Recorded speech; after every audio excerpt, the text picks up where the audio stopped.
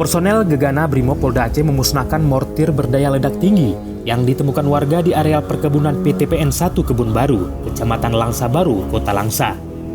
Pemusnahan atau disposal mortir yang diduga sisa perang itu dilakukan pada radius beberapa ratus meter dari jalan lingkar PTPN 1 yang lokasinya juga berjauhan dengan permukiman warga.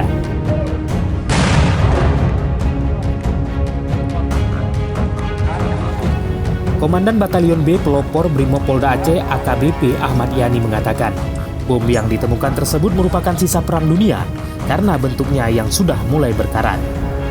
Meski demikian, mortir tersebut diduga masih aktif dan berdaya ledak tinggi. Dengan bentuk barang saja, Gegana itu sudah paham, oh ini daya ledaknya tinggi, karena memang bukan dartikan, itu pabrikan.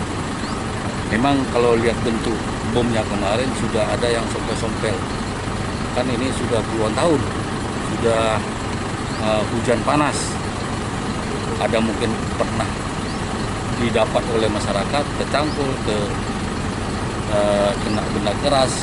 Tapi bentuknya kemarin masih utuh, mungkin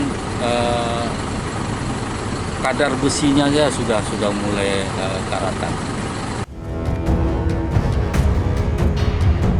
Sebelumnya mortir tersebut ditemukan salah seorang warga di area kebun kelapa sawit dan langsung dilaporkan ke aparat kepolisian setempat. Dari Langsa, Tim Liputan Aceh Video.